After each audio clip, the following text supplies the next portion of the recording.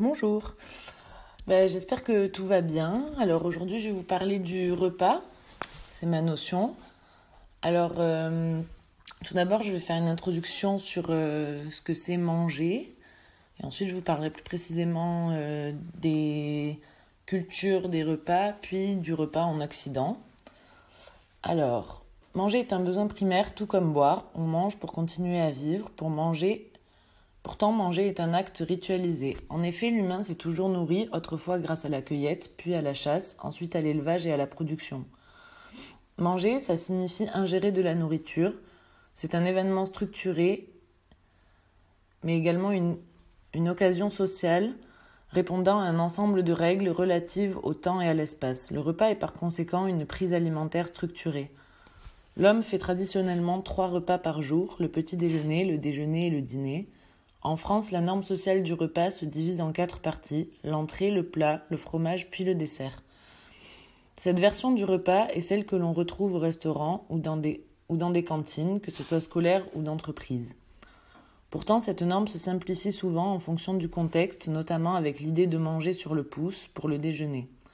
En effet, je ne me souviens pas de la dernière fois où j'ai mangé un repas qui entrait dans cette norme.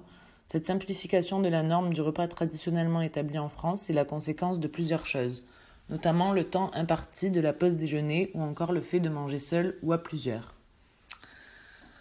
Alors, j'ai lu un texte de Jean-Pierre Poulain qui s'appelle « Les mutations des pratiques alimentaires ».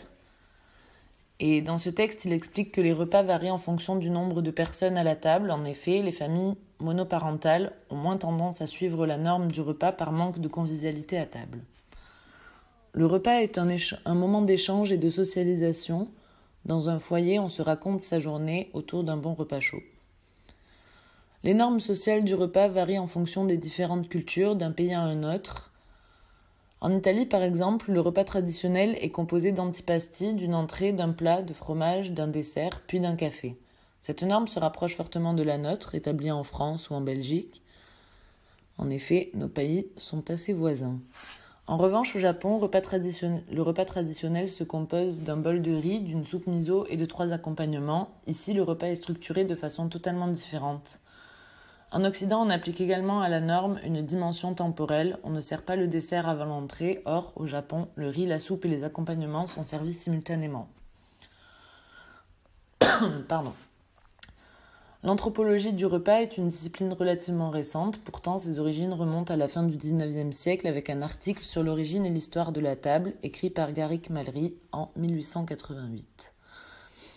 Je vais me concentrer sur le repas en Occident et plus précisément en France, ainsi que sur la notion de partage. Alors, le terme commensalité est un terme qui désigne le fait de partager son repas avec des personnes habituelles. Il s'agit d'un terme ancien. Cela fait bien longtemps maintenant que l'homme partage ses repas, que ce soit avec sa famille, ses enfants. Un parent se doit de nourrir son enfant s'il veut que ce dernier survive. Cela fait donc des enfants les commensaux de leurs parents. La commensalité, selon Robertson Smith, sert à l'établissement et au maintien des relations sociales. En effet, le repas familial est une tradition en France, moins pratiquée qu'au XIXe siècle. Il reste pourtant une forme de rituel. Par exemple, ma famille se réunit régulièrement 4 à 5 fois par an autour d'un repas que l'on qualifie de famille, qui sert à maintenir un lien entre enfants, parents, frères, sœurs, cousins, cousines. Ces repas respectent la norme du repas français, sans doute pour respecter la tradition. Ma grand-mère cuisine et ses enfants et petits-enfants se régalent. C'est un lieu où, en dehors des retrouvailles, on y parle également à argent. Oui, car la table, c'est aussi un lieu de négociation dans le monde. L'objet table est présent dans toutes les grandes entreprises, comme table de conférence par exemple. On entend souvent parler de repas d'affaires, un événement structuré au cours duquel on va pouvoir passer un accord ou non. La table est la mise en scène d'un pouvoir et la représentation des statuts et rôles et ceux qui y siègent. Elle est donc associée à la négociation. Lors d'un repas de famille traditionnel, l'homme de la famille siège en bout de table et préside le repas, suivi par sa femme puis les enfants. Il est rare et plutôt contemporain de mélanger les enfants aux adultes autour de la table, car les adultes préféreront débattre entre eux lors du repas. Dans l'histoire, le repas a également une place importante. C'est l'occasion de rassembler de fortes personnalités. La structure du repas a souvent été utilisée afin de définir un lieu qui unit les différentes personnes qui siègent à la table et d'établir une certaine hiérarchie, notamment avec la peinture murale de Léonard de Vinci, La Scène. Pour en revenir à la négociation, cette structure du repas fut également utilisée en philosophie par Platon dans son ouvrage Le Banquet.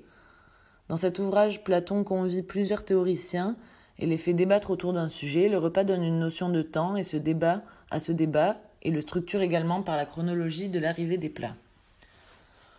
Comme évoqué au début, la norme du repas a beaucoup évolué ces dernières années pour cause l'individualisme auquel nous pousse la société occidentale. Par exemple, mon père est cuisinier, le midi sur 30 couverts, il y en a environ 5 ou 6 en moyenne qui viennent seuls. Certains restaurants proposent de grandes tables afin de provoquer la rencontre. Cela permet ensuite de créer des liens avec d'autres personnes, puis se retrouver régulièrement autour d'un repas et donc d'en faire ses commensaux. Terme défini un peu plus précédemment. En dehors de cette observation, les fast-foods ou les snacks constituent une grande part de l'alimentation chez les travailleurs qui, par manque de temps, ne s'attablent pas pour déguster un vrai repas normatif. Cela provoque une restructuration du repas et entraîne certaines conséquences comme une mauvaise nutrition. De plus, cela enlève toute dimension sociale au repas du midi. Pour un père de famille, le repas du midi sera moins socialisant que celui du soir, où il retrouvera sa famille et discutera de sa journée, de faits divers et de ses positions personnelles. Pour d'autres, les personnes seules, le repas du midi sera une occasion de socialisation avec les collègues ou amis contre un repas seul devant un écran ou autre pour le dîner. Alors, le repas prend une part importante dans l'éducation des enfants. Dès le plus jeune âge, le repas est le moment le plus partagé avec les parents car, dès la naissance, l'enfant va manger par le biais de sa mère, puis de son père. Les repas rythment la journée et marquent les occasions. Ils ont une place très importante dans notre culture et engagent les discussions. Certains designers culinaires ont travaillé autour de la notion de partage lors du repas afin d'y amener une dimension ludique, comme par exemple Julie Rotan avec son projet Pâte à doigts. Elle propose des petites pâtes en forme de dés à coudre à tremper dans des sauces. Ici, plusieurs codes du repas occidental sont exclus, comme le fait de manger avec des couverts par exemple. Comme son nom l'indique, on mange avec les doigts.